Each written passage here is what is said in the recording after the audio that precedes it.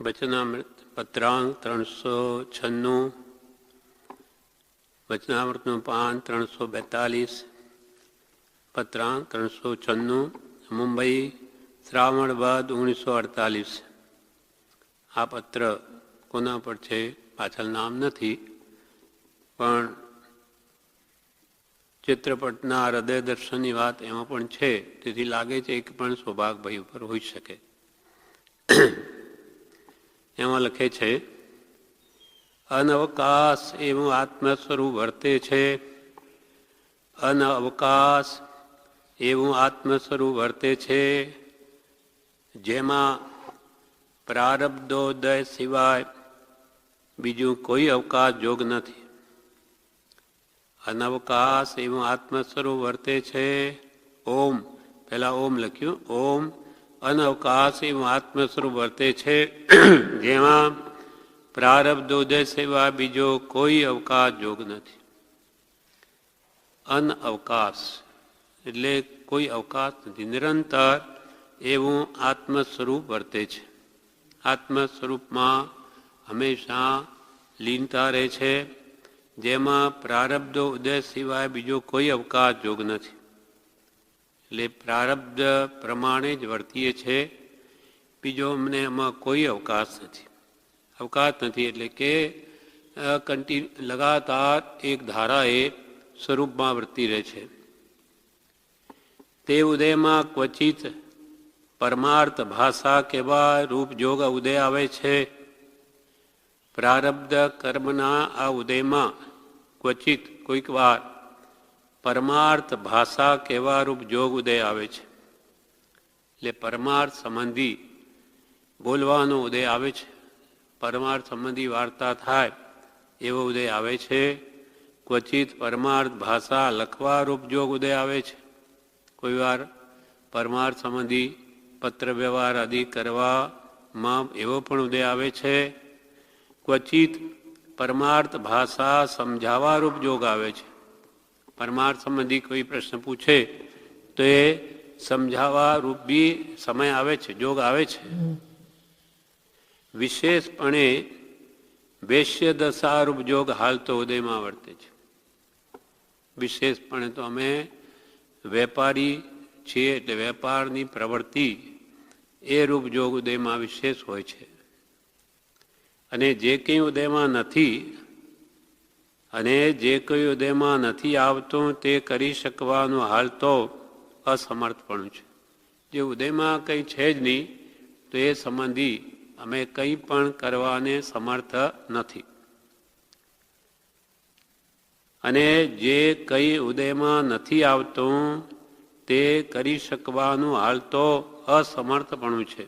એટલે માત્ર ઉદયાધીન પ્રવૃત્તિ છે. જેવા ઉદય આવે તે પ્રમાણે વર્તીએ છે. ઉદયાધીન માત્ર જીવિતવ્ય થવાથી વિષમપણું મટ્યું છે. માત્ર ઉદયાધીન વૃત્તિ અમે કરી લીધી, જીવિતવ્ય એટલે જીવન અમારું કરવાથી કે ઉદય પ્રમાણે થવાથી અમારા આત્મામાં વિષમપણું મટી ગયું છે. સમભાવ છે.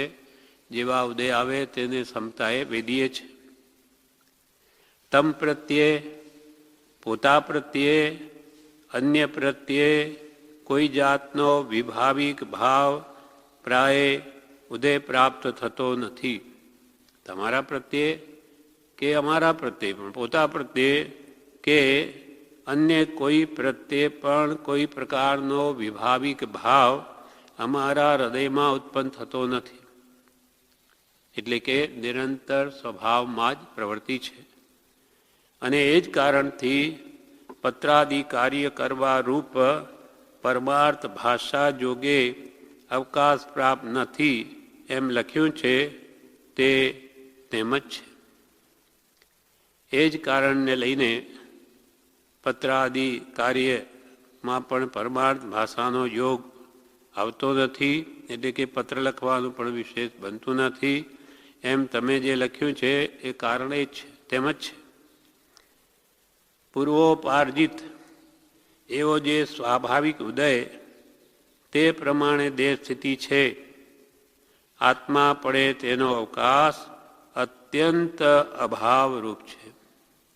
કૃપાલદેવ પોતાની આંતરંગ દશા કહે છે, પૂર્વે જે ઉપાર્જિત કર્યા છે, પૂર્વોપાર્જિત એવો જે સ્વાભાવિક ઉદય, સ્વાભાવિક જે કર્મનો ઉદય આવે તે પ્રમાણે દેહ સ્થિતિ છે.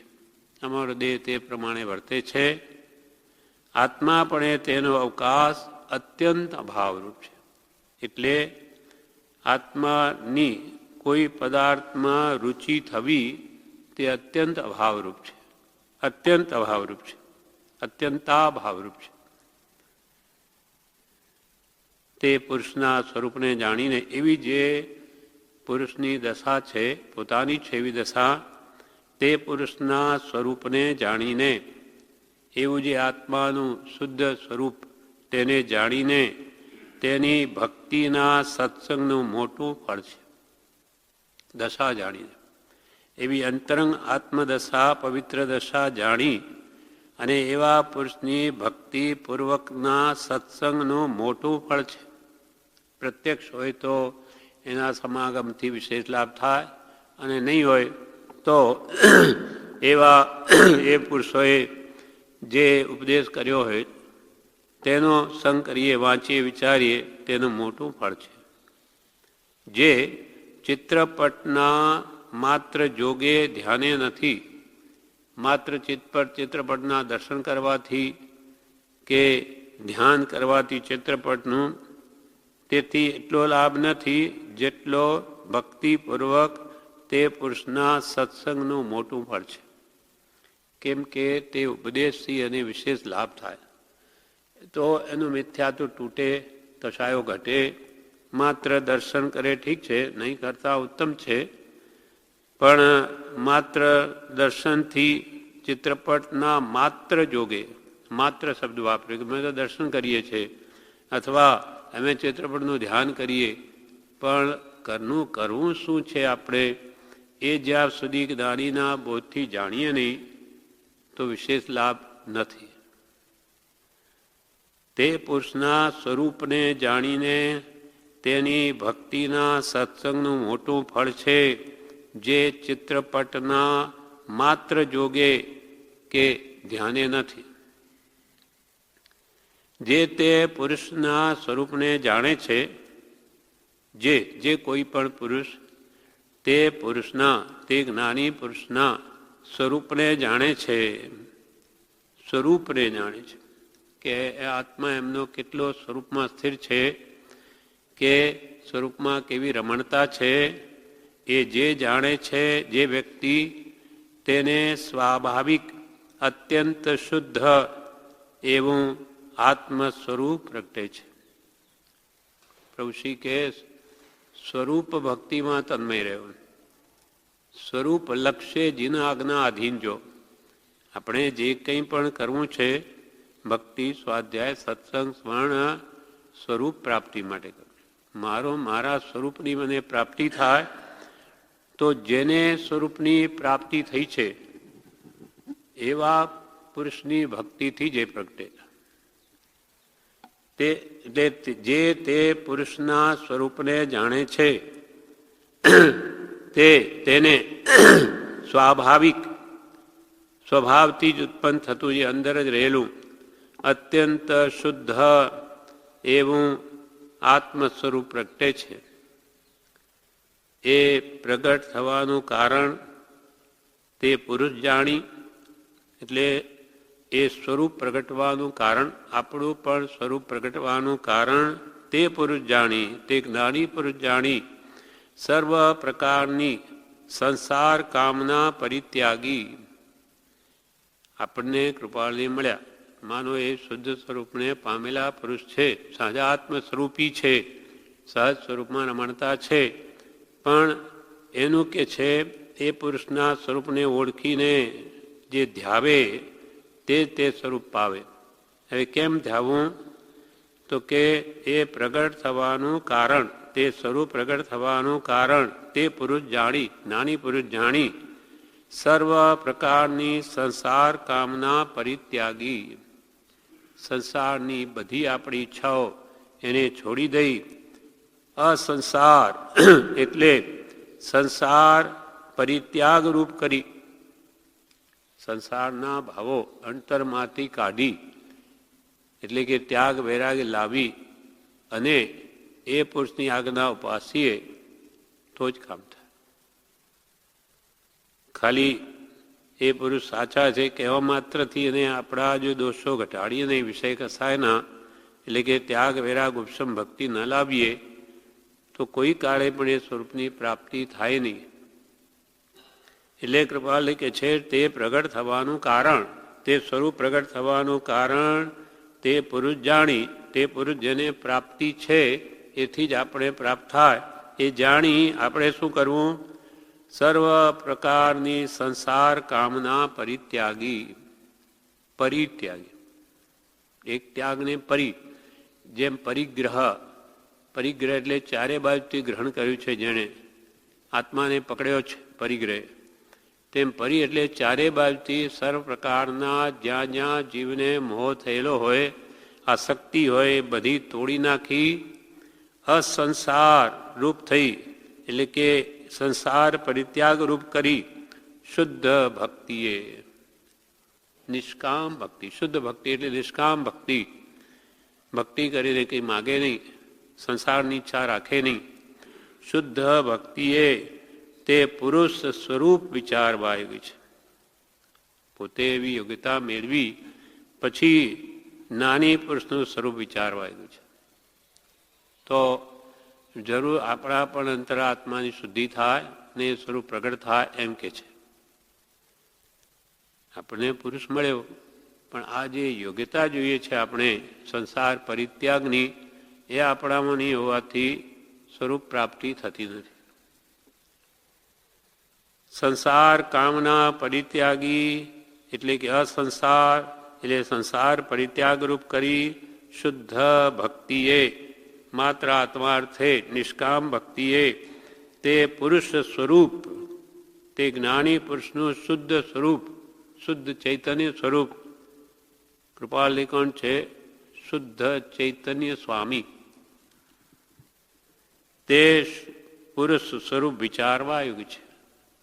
એ પુરુષે કેવી રીતે પોતાનું સ્વરૂપ શુદ્ધ કર્યું અથવા શું ઉપાય બતાવ્યા એ બધા જાણી અને તે પ્રમાણે કરવા યોગી છે. ચિત્રપટની પ્રતિમાના હૃદય દર્શનથી ઉપર કહ્યું તે આત્મ સ્વરૂપનું પ્રગટપણું મહાન ફળ છે.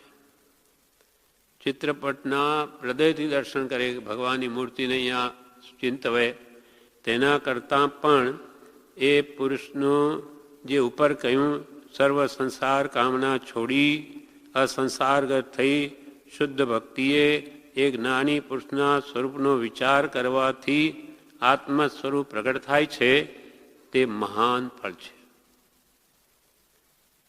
એ વાક્ય નિર્વિસંવાદી જાણી લખ્યું છે. એમાં કોઈ બે મત નથી, કોઈ સંવાદ નથી, વાદ વિવાદ. અમે અનુભવથી કહીએ છીએ કે આ પ્રમાણે શુદ્ધ અંતઃકરણે માત્ર આત્માર્થના લક્ષ્ય જે સંસાર પરિત્યાગ કરી ત્યાગ વૈરાગ ઉપશમ ભક્તિ લાવી અને જે એની આજ્ઞા ઉપાસશે તે જરૂર આત્મ સ્વરૂપને પામશે. એ વાક્ય નિર્વિસંવાદી જાણી લખ્યું છે. મન મહિલાનું વહાલા ઉપરે બીજા કામ કરંત. હવે જે સ્વરૂપ ધ્યાવું, જે શુદ્ધ ભક્તિ કહી, કેવી ભક્તિ, કેવા પ્રકારની, તે આગળના પેરેગ્રાફમાં કહે છે. મન મહિલાનું રે વાલા ઉપરે બીજા કામ કરંત. એ પદના વિસ્તારવાળા અર્થને આત્મ પરિણામ રૂપ કરી તે પ્રેમ ભક્તિ સત્પુરુષને વિશે અત્યંતપણે કરવી યોગ્ય છે, એમ સર્વ તીર્થંકરોએ કહ્યું છે. વર્તમાને કહે છે અને ભવિષ્ય પણ એમ જ કહેવાના છે. કેમ કે તીર્થંકર ભગવંતનો કાળ તો બહુ ઓછો હોય, પછી તો એ જ્ઞાની ભગવંતો જ માર્ગ ચલાવે. જેમ કે જ્યારે ભગવાન મહાવીર હાજર હતા ત્યારે તો એ જ દેવ તત્વ છે, એ જ ગુરુ તત્વ છે. ત્યાર તો ભાઈ એક જ છે. જેમ ગૌતમ સ્વામી કહ્યું તો કે પ્રભુ અમે ગુરુ થતા નથી, અમે ગુરુ બતાવી દઈએ, એમ કરીને ભગવાન પાસે લઈ જાય. પણ જ્યારે તીર્થંકર ભગવાન હાજર ન હોય ત્યારે જ્ઞાની ગુરુ જ માર્ગ ચલાવે. આજે પણ તીર્થંકરો નથી તો ચતુર્વિધ સંઘના ઉપરી કોણ છે? આચાર્ય ભગવંત કહેવાય. સાધુ, સાધ્વી, શ્રાવક, શ્રાવિકા એના સૌથી ઉપરી આચાર્ય કહેવાય. આચાર્ય જ્ઞાની હોય તો તે પ્રમાણે થાય, ને બીજી રીતે હોય તો તે પ્રમાણે બિચારો સંઘ સમજે, શું કરે. તેમ જ્ઞાની તીર્થંકર ભગવંતનો તો અમુક સમય જ હોય. જેમ કે ભગવાન ઋષભદેવ અને પહેલા ઋષભદેવ, બીજા અજીતનાથ, એ બેની વચ્ચે કેટલો આંતરો પડી ગયો? અસંખ્યાત વર્ષનો. ત્યાં સુધી માર્ગ કોણ ચલાવે? આચાર્યો જ બતાવે. એટલે તીર્થંકર ભગવંતો એમ કે છે કે અમારી ગેરહાજરીમાં તમે એમની આજ્ઞામાં રહેજો. એ કેમ કરજો? કેમ કે તમારા પ્રત્યક્ષ દોષ શું છે વગેરે એ ગુરુ જ જણાવી શકશે, ભગવાન કહેવા નહીં આવે. આજે પણ ભગવાન તો મોક્ષમાં બિરાજમાન છે, તીર્થંકરો કહેવા ન આવે. વર્તમાને વિદ્યમાન જે જ્ઞાની હોય એ આપણી દશા પણ જાણતા હોય, કાળનું સ્વરૂપ જાણતા હોય, જીવોના કેવા દોષો છે, એનો શું ઉપાય છે, એ જેમ બતાવે તેમ જીવ કરે તો જ માર્ગ થાય, તો જ પામે. એટલે જ કહ્યું પ્રત્યક્ષ સદગુરુ સમ નહીં, પરોક્ષ જીન ઉપકાર, એવો લક્ષ્ય થયા વિના ઉગે ન આત્મવિચાર. ભગવાન તીર્થંકર મોટા એમ જ કયા કરે તો એ વાત સાચી છે, એમાં ના નથી. પણ એ જ ગાયા કરે ને વર્તમાને વિદ્યમાન ગુરુની આજ્ઞા ન માને, એ કેમ ન કરે તો કલ્યાણ નહીં થાય. એમ અહીંયા કે છે,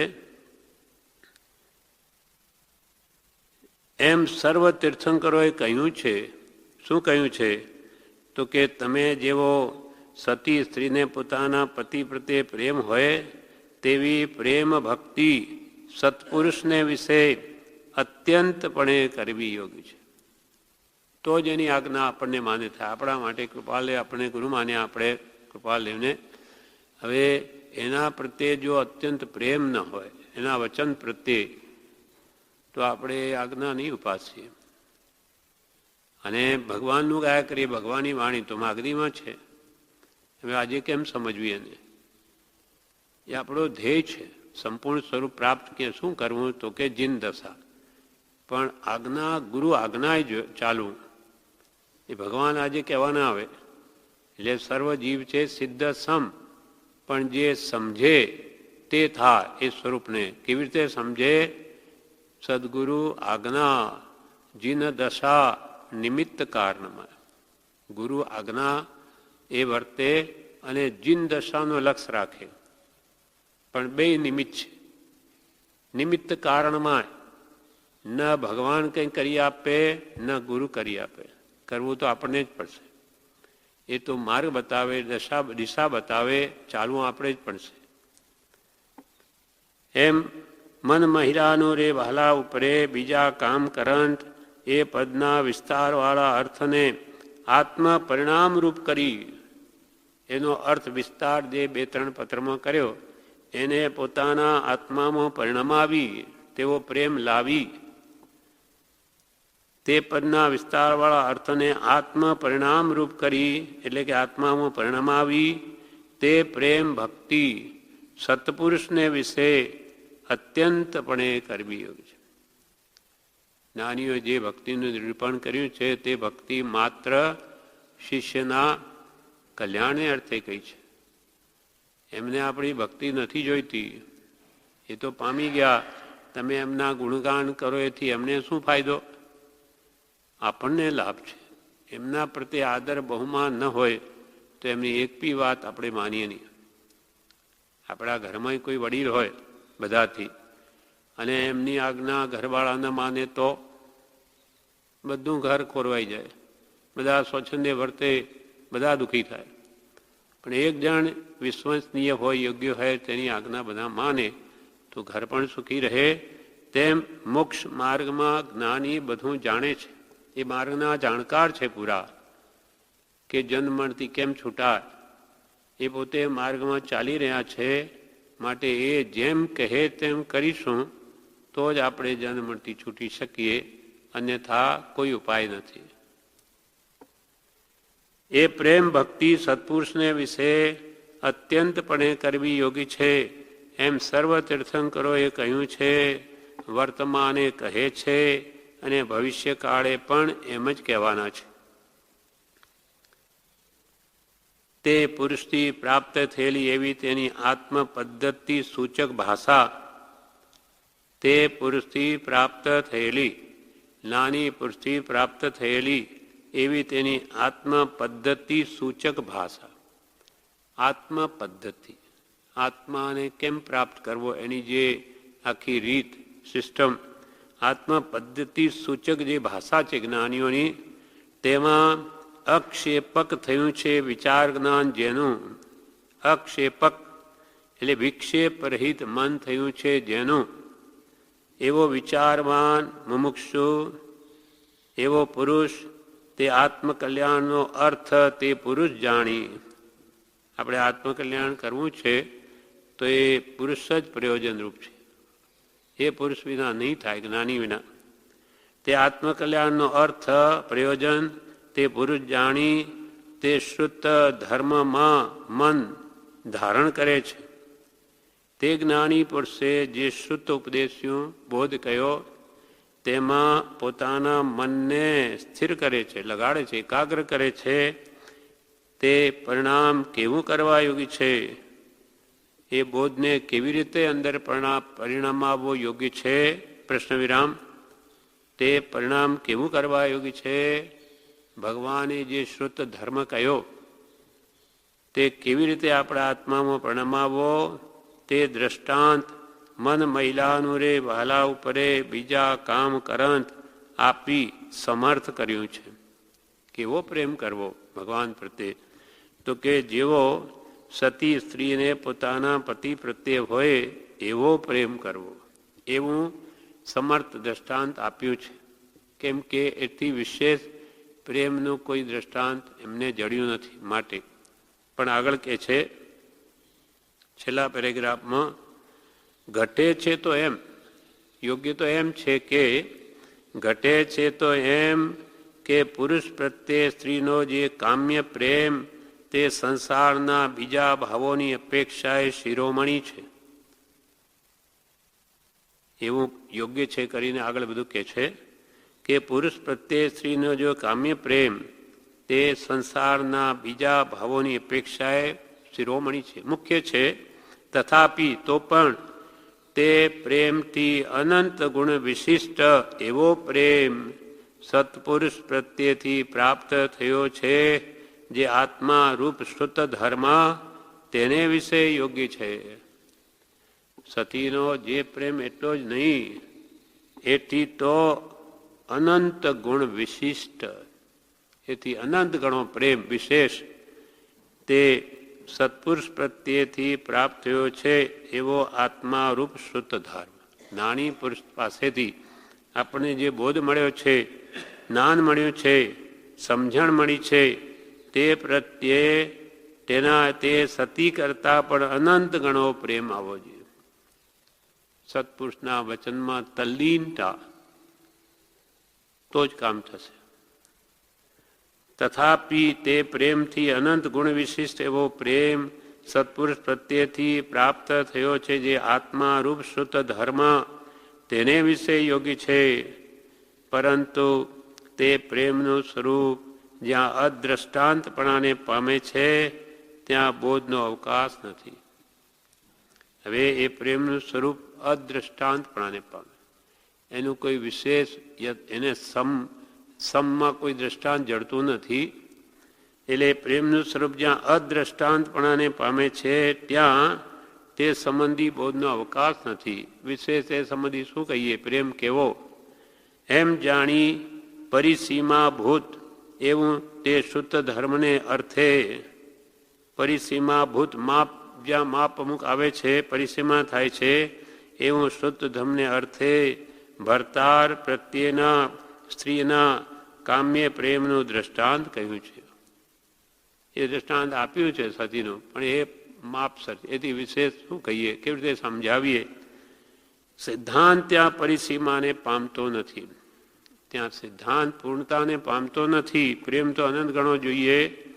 આગળ વાણી પછીના પરિણામ પામે છે, પરિણામને પછી આગળ વાણીથી કહેવાય અનંત ગણો પ્રેમ, અને તે કેવો અને આત્મે વ્યક્તિએ જણાય છે એમ છે.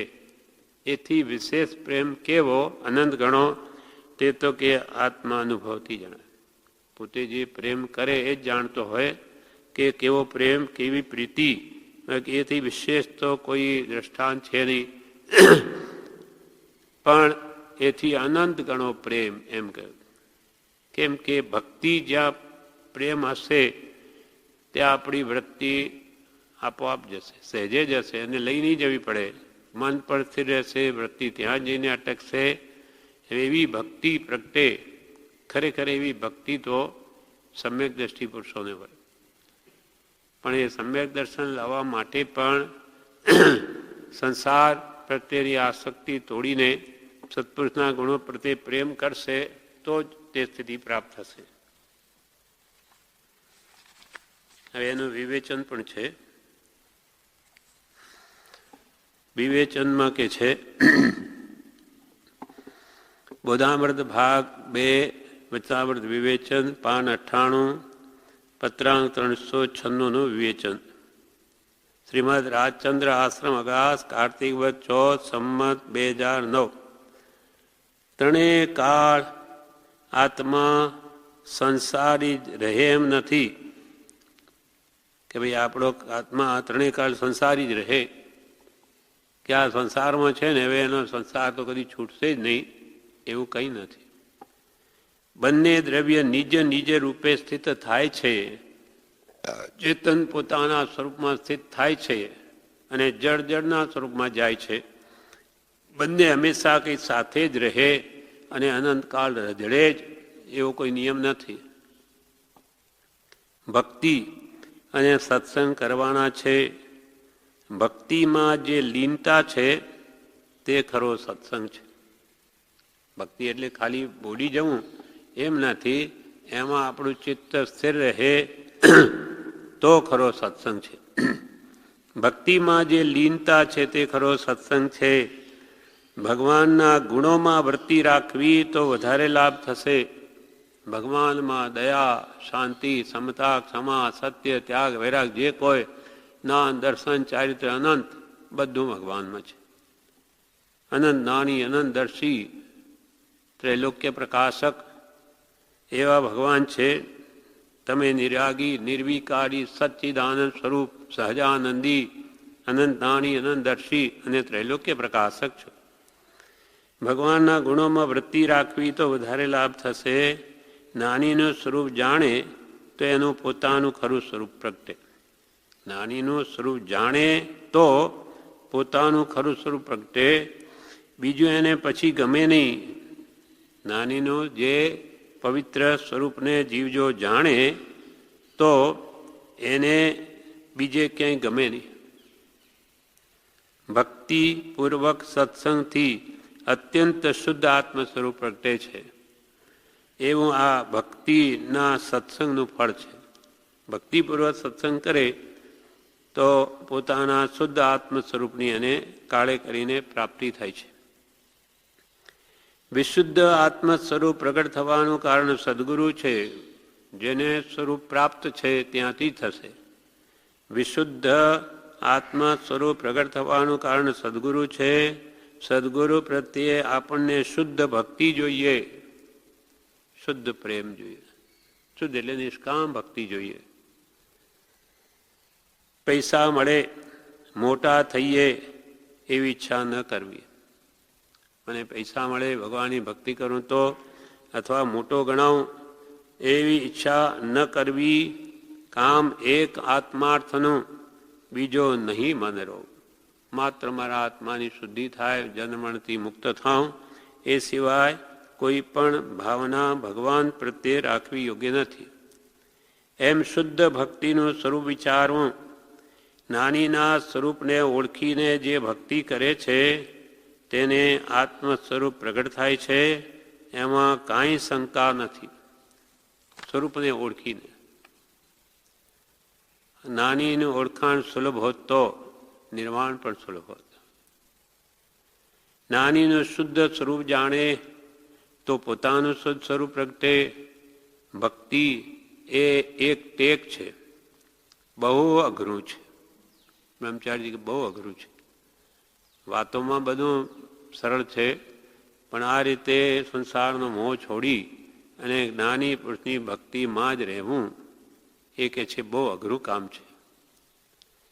પોતાનું ભક્તિ એ એક ટેક છે, બહુ અઘરું છે, બહુ અઘરું છે.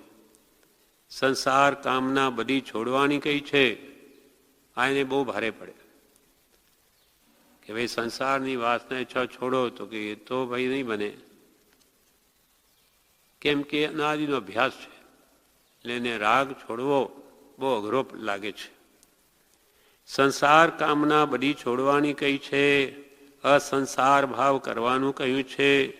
સત્પુરુષ મોક્ષની મૂર્તિ છે, મૂર્તિમાન મોક્ષ તે સત્પુરુષ છે. તેમના ગુણોનું ચિંતન કરવું તો એવા ગુણો પ્રગટે. જેવા થવું હોય તેવી ગુણોનું ચિંતન કરવું. સજાત્મ સ્વરૂપનું ધ્યાન કરે તો પોતે તે રૂપ થાય. અને હું દેહાદિ સ્વરૂપ છું, હું દેહાદિ સ્વરૂપ છું, દેહ શ્રી પુત્રાદિ મારા છે તો તે રૂપે જાય. બરી એવા સંજોગો મળે, સંસારમાં જ ભટક્યા કરે, પણ હું દેહાદિ સ્વરૂપ નથી, દેહ શ્રી પુત્રાદિ કોઈ પણ મારા નથી. શુદ્ધ ચૈતન્ય સ્વરૂપ અવિનાશી એવો હું આત્મા છું. એમ આત્મા ભાવના કરતા રાગ દ્વેષનો ક્ષય થાય. એવી આત્મભાવના કરે તો તે પોતે પણ તે રૂપ થાય. તેમના ગુણોનું ચિંતન કરવું, નાની પુરુષના ગુણોનું ચિંતન કરવું તો એવા ગુણો પ્રગટે. જેવી ભાવના ભાવે તેવો થાય. એટલે આપણે મંત્ર રૂપે કહ્યું, આત્મા ભાવના ભાવતા ભાવતા ભાવતા શું થાય? જીવ લહે કેવળ ના. આત્માની ભાવના ભાવ થાય. સંસારની ભાવના ભાવ કરે સંસાર વધે. તેમ નાનીના ગુણોનું ચિંતન કરવું તો એવા ગુણો પ્રગટે. એ બીજાના સ્વરૂપની વાત નથી, પોતાના ઘરની જ વાત છે. કેમ કે આપણું પણ એવું સ્વરૂપ છે, જેવું ભગવાનનું સ્વરૂપ જેવું આપણું સ્વરૂપ. આપણું મલિન છે, એમનું શુદ્ધ છે. નાની પુરુષના અવલંબને પોતાનું સ્વરૂપ પ્રાપ્ત થાય છે. એનું અવલંબન લેવાથી આપણું સ્વરૂપ પણ પ્રગટે છે. મહાપુરુષની દશાનો વિચાર કરી તેમાં લીનતા કરવી તો આત્મ સ્વરૂપ પ્રગટે. આપણને મંત્રનું વારંવાર રટણ કરવા કેમ કહે? કેમ કે એ આપણું વાસ્તવિક સ્વરૂપ છે. દેહ સ્વરૂપ આપણું નહીં, આપણું સહજાત્મ સ્વરૂપ છે. તો એનું રટણ કરવાનું આપણે કહ્યું તો કહેતું પણ તેવો થઈશ. એમ એ બીજાના સ્વરૂપની વાત નથી, પોતાના ઘરની જ વાત છે. નાની પુરુષના અવલંબને પોતાનું સ્વરૂપ પ્રાપ્ત થાય છે. આપણને ખબર નથી કે કેવી રીતે હું છું અને કેમ પ્રાપ્તિ કરવી. એ જ્ઞાની જાણે છે ને માર્ગ બતાવે, એમ આપણે પણ કરીએ તો તે રૂપ જરૂર પ્રગટ થાય. નાની પુરુષના અવલંબને પોતાનું સ્વરૂપ પ્રાપ્ત થાય છે. મહાપુરુષની દશાનો વિચાર કરી તેમાં લીનતા કરવી તો આત્મ સ્વરૂપ પ્રગટે. મહાપુરુષની દશાનો વિચાર કરી તેમાં લીનતા કરવી કે કૃપાળે સહજાત્મ સ્વરૂપ છે, શુદ્ધ આત્મા. તો આપણે પણ બીજા સંસારના વિચારો વિકલ્પો ભૂલી ને સ્વરૂપનું ધ્યાન કરીએ તો કે છે તમને પણ તે સ્વરૂપની પ્રાપ્તિ થાય. સતી જેમ પોતાના પતિ પ્રત્યે પ્રેમ રાખે છે, તેનાથી અત્યંત ગણો પ્રેમ સત્પુરુષ ઉપર કરી તેમાં લીનતા કરવાની છે. મુમુક્ષુ છે તે સતી સ્ત્રીના સ્થાને છે ને પતિની જેમ આપણે પરમ કૃપાલ દેવ પ્રત્યે એવો પ્રેમ આવવો જોઈએ. કેવો? તો કે સતી કરતાં પણ અત્યંત ગણો, એટલે અનંત ગણો. કૃપાલદેવે લખ્યું છે, દેહની જેટલી ચિંતા રાખે છે દેહની તેટલી નહીં, પણ એથી અનંત ગણી ચિંતા આત્માની રાખ. કારણ અનંત ભાવ એક ભાવમાં ટાળવા છે. અનંત ભાવ એક ભાવમાં ટાળવા હોય તો આત્માની કેટલી સંભાળ આપણે લેવી જોઈએ. આપણે હંમેશા દેહની લઈએ, શરીરની લઈએ છીએ, શરીરને સાચવીએ છીએ, પણ આત્મા સંબંધી એટલો વિચાર ઉપયોગ રહેતો જ નથી. કેમ કે એ સુખનો હજુ આપણને અનુભવ નથી, એનું મહાત્મ્ય લાગ્યું નથી. મન મહિલાનું રેવા લાયો પરે બીજા કામ કર, તેમ સુત ધર્મે રે મન દ્રઢ ધરે, નાના ક્ષેપ કવાન ધન ધન શાસન શ્રીજીન વર્તણું. આ ગાથા લખી બ્રહ્મચારીએ કહી, મન મહિલાનું રે વહલાવ પરે બીજા કામ કરંત, તેમ શ્રુત ધર્મે રે મન ધડ ધરે નાના ક્ષેપકવંત. નાના ક્ષેપકવંત એટલે જેનું વિચાર જ્ઞાન વિક્ષેપ રહિતપણે જ્ઞાની પુરુષના આધ્યાત્મિક વચનોમાં લીન થયું છે. જ્ઞાની પુરુષના વચનમાં જેને અત્યંત પ્રેમ છે, લીન થયું છે મન. જ્ઞાની પાસે જે સાંભળ્યું છે તે શ્રુત છે. આપણે જે જ્ઞાની પુરુષ પાસે બહુ સાંભળીએ તે બધો શ્રુત કહેવાય.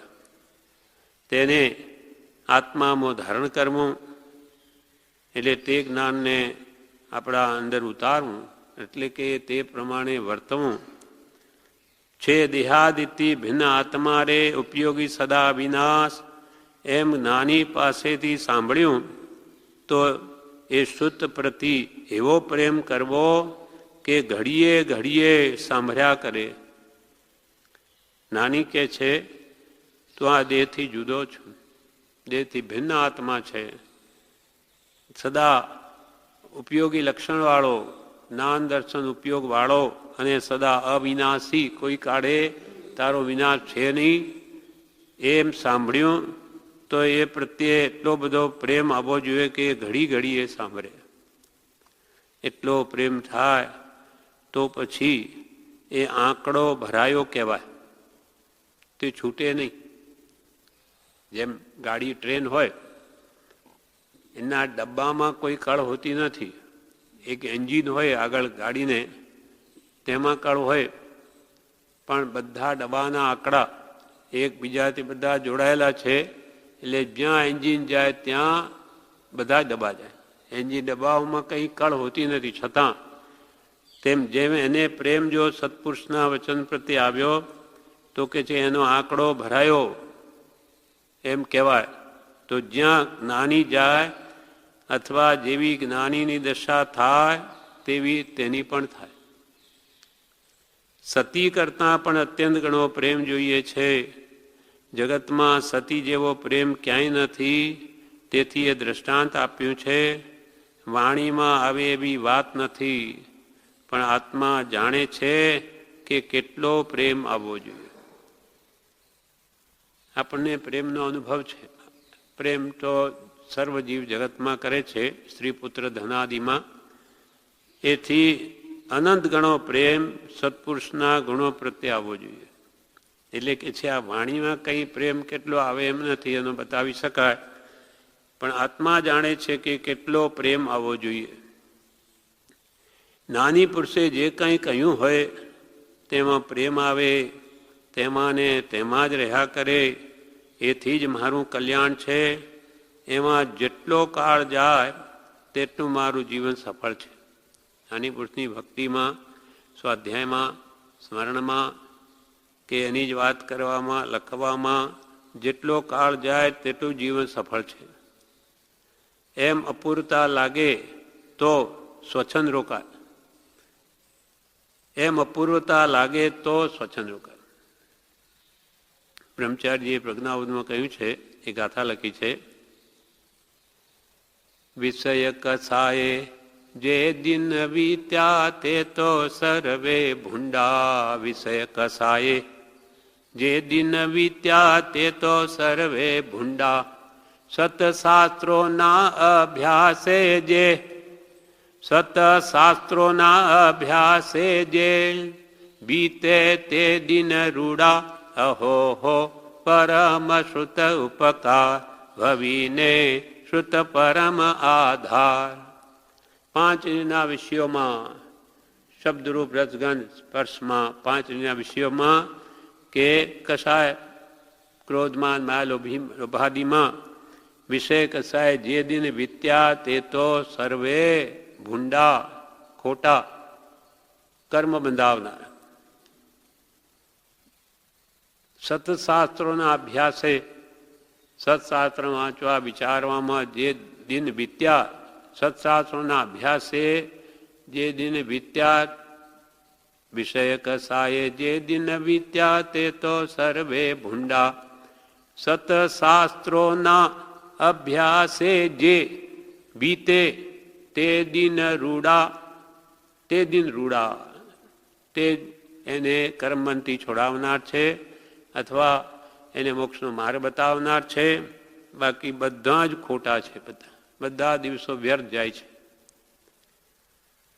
એમ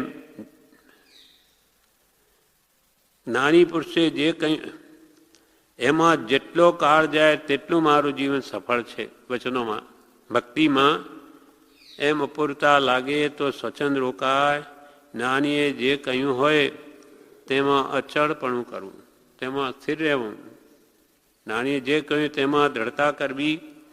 અચળ એટલે બીજે ખસે નહીં તેવું એવી ભક્તિ કરવાની છે. મંત્રનું સ્મરણ ભૂલાય નહીં એવું કરવાનું છે. કેમ કે પ્રતિ સમયે આપણો આત્મા કર્મ બાંધે એટલે પ્રતિ સમયે આપણે આ મંત્ર એવો શસ્ત્ર છે કે કર્મને કાપવાનું પ્રતિ સમયે એને આ ઉપયોગ કરી શકાય હાલતા ચાલતા પણ. એટલે કે મંત્રનું સ્મરણ ભૂલાય નહીં એવું કરવાનું છે. ગમે ત્યાં બજારમાં હોઈએ કે ઘરમાં પણ એ સાંભળ્યા કરે એવું થાય ત્યારે ભક્તિ કરી કહેવાય. એટલો બધો એને અભ્યાસ પાડી દે કે બજારમાં કે હાલતા ચાલતા કે ઘરમાં જ્યાં હોઈએ ત્યાં મંત્રનો ભૂલાવો જ નહીં થાય. એ જ સાંભળ્યા કરે એવું થાય ત્યારે ભક્તિ કરી કહેવાય. નાનીએ કહેલા વચનો સિવાય આખું જગત સોનાનું થાય તો પણ મારે તૃણવત છે એવો ભાવ હોય છે. નાની પુરુષના વચનોમાં એટલો બધો પ્રેમ, એના બદલે કે આખું જગત સોનાનું થાય તો પણ મારે તૃણવત છે એવી ભાવના કરવી. કૃપાલને એવી છે. અમારે તો કે આખું જગત સોનાનું થાય તો પણ અમને તૃણવત છે, નાનીને એની કોઈ કિંમત નથી એવી ભાવના કરવી. પ્રેમને સંસાર પ્રતિ ઉઠાડી નાનીએ કહ્યું તેમાં જોડવો. આપણો પ્રેમ રૂપી મૂડી સંસારમાં પડી છે એટલે પ્રેમને સંસાર પરથી ઉઠાડી નાનીએ કહ્યું તેમાં જોડવો. મન બીજે ચોંટ્યું છે, મન બીજે ચોંટ્યું છે તે બધેથી ઉઠાડે તો ભક્તિ થાય. મન બીજે ચોંટ્યું છે તે બધેથી ઉઠાડે તો ભક્તિ થાય. પ્રીતિ અનંતી પર થકી જે તોડે તે જોડે એ હ પરમ પુરુષથી રાગતા. અનાદિની પ્રીતિ જગતની તોડે તે જ નાની પુરુષ પ્રત્યે પ્રેમને જોડે છે. મનને કહેવું, નાનીઓ કે આપણા મનને એમ કહેવું કે તારે છૂટવું હોય તો બધેથી છૂટી અહીં આવ. જગત જોઈતું હોય તો જા લક્ષ 84માં ભટક. તારે જગતમાં જે ફરવું હોય, હજુ મોહને વધારવો હોય તો 84માં ભટક. અને તારે આ બધાથી જન્મથી છૂટવું હોય તો અહીંયા આવ. પ્રભુ શ્રી કહે, પ્રભુ આ તો થાક્યાનો માર્ગ છે. થાક્યો હોય તો આવ બેસ, નહીં તો જા 84 લાખ જીવાયોનીમાં એક આંટો ફરી મારી આવે. શું કે બેસ, થાકી ગયો તો બેસ, તેમ કે છે. છૂટવું હોય તો અહીંયા આવ, અને જગત જોઈતું હોય તો જા, લક્ષ 84માં ભટક. વૈરાગ્ય એ મોક્ષનો ભૂમિયો છે. એ વૈરાગ આવે તો મોક્ષ માર્ગ એને દેખાય. મૂળ ખામી આપણને વૈરાગની છે. વૈરાગ્ય આપણમાં નહીં હોવાથી પદાર્થોમાં રાગ થાય છે, અને આ આરાધનામાં એટલી ખામી આવે છે. વૈરાગ આવે તો મોક્ષ માર્ગ એને દેખાય.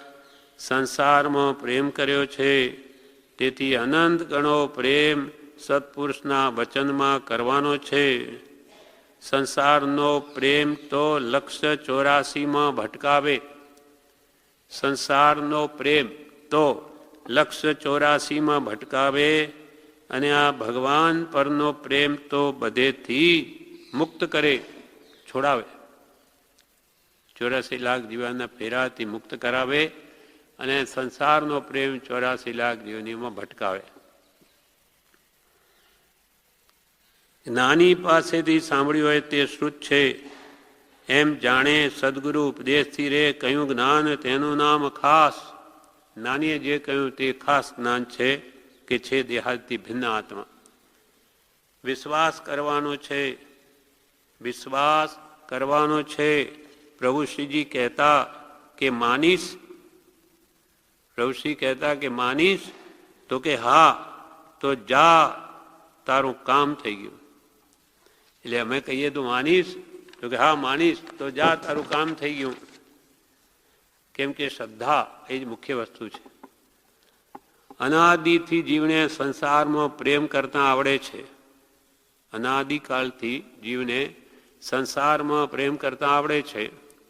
અસંસાર શું હશે તેની જીવને ભાન નથી. કે ભાઈ અસંસારગત વાણી જે નાની પર સોની છે, સંસાર પ્રત્યેનો મોહ છોડાવે, એ તો એને ખબર જ નથી. અસંસાર શું હશે તેનું જીવને ભાન નથી. કોઈ પુણ્યના યોગે સત્પુરુષનો યોગ થયો, વાણી સાંભળી, પણ તેમાં વૃત્તિ રાખવી એ જીવ કરી શકતો નથી. આપણે જુઓ કેટલા પુણ્યનો યોગ થયો, ત્યારે આ બધી સામગ્રી તો મળી આવી, નાની સુધી ઠેઠ પહોંચી ગયા, મનુષ્ય ભાવ મળ્યો, અનેક બધી સામગ્રી મળતા હવે એમની વાણી પણ સાંભળી, પણ એમાં વૃત્તિ સ્થિર રાખવી એ જીવ કરી શકતો નથી. અનાદિનો મોહ છે, આડો આવે અને એ સ્થિરતાને તોડી નાખે. વિષમ પરિણતિ ભૂલે ત્યારે સમપરિણતિમાં આવે. વિષમ પરિણતિ ભૂલે ત્યારે સમપરિણતિમાં આવે. જીવને રાગ કે દ્વેષ કરવાની ટેવ પડી ગઈ છે. અનાદિથી કાં રાગ કે દ્વેષ, આ સારું છે, આ ખોટું છે, એમ એને થયા જ કરે છે. ડગલે ને પગલે એ ભાવ જ એને વેદાય છે. સમભાવ બધામાં રહેતો જ નથી. જીવને રાગ કે દ્વેષ કરવાની ટેવ પડી છે, ઊભો રહેતો નથી. ઉદાસીનતા આવી નથી. ઉદાસીનતા એટલે વૈરાગ્ય, એ આવ્યો નથી. અવકાશ ન લાવે ત્યાં સુધી જીવને પોતાનું ભાન થાય નહીં. આ વિચારો માટે સમય જ ન કાઢે, અવકાશ ન લાવે ત્યાં સુધી જીવને પોતાનું ભાન થાય નહીં કે હું કોણ છું.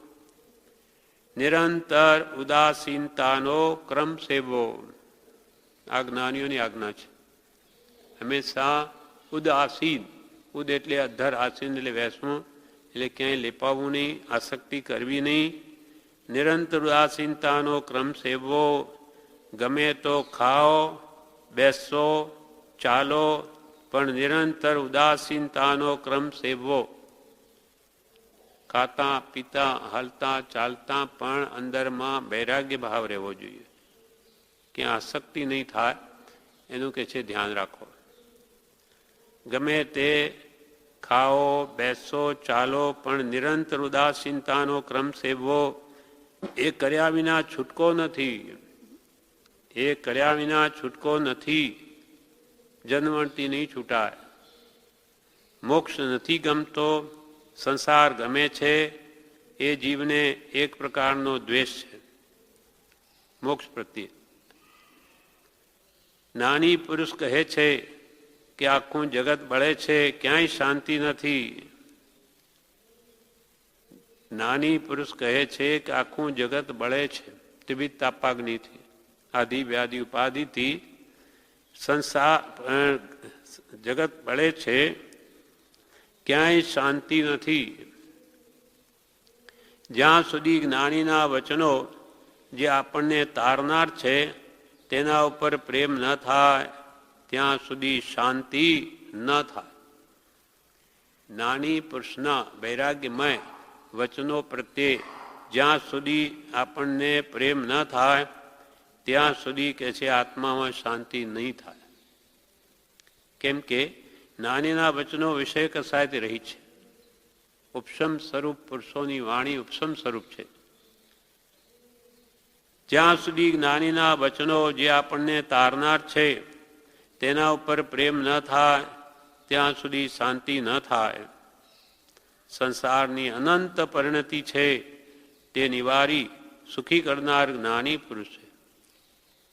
સંસારના ભાવો કેટલા આપણને રહે, અનંત. આપણી જિંદગી કેટલી ચાલી ગઈ, કેવા કેવા ભાવો આવે ને જાય, અનંત પરિણતિ થઈ ગઈ. સંસારની અનંત પરિણતિ એટલે ભાવ, અનંત પ્રકારના ભાવ સંસારમાં જીવને થાય છે. સંસારની અનંત પરિણતિ છે તે નિવારી સુખી કરનાર જ્ઞાની પુરુષ છે. અનંત આપણું દુઃખને હરનાર, નાશ કરનાર જ્ઞાની પુરુષ છે. અત્યારે જીવ અજ્ઞાન પરિણતિથી દુઃખી છે. આપણે દુઃખનું કારણ અજ્ઞાન છે, મિથ્યાત્વ છે, દેહમાં આત્મબુદ્ધિ છે, પરમાં મારાપણું છે, એને લઈને દુઃખી છીએ.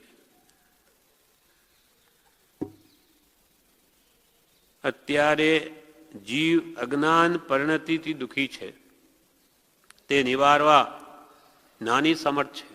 આપણી અનાદિનું અજ્ઞાનને તોડી નાખે એવી જ્ઞાનનો એવો ઉપદેશ છે. અને બોધ વિતરાગ તાચુક ઉપાયામ, તે નિવારવા જ્ઞાની સમર્થ છે.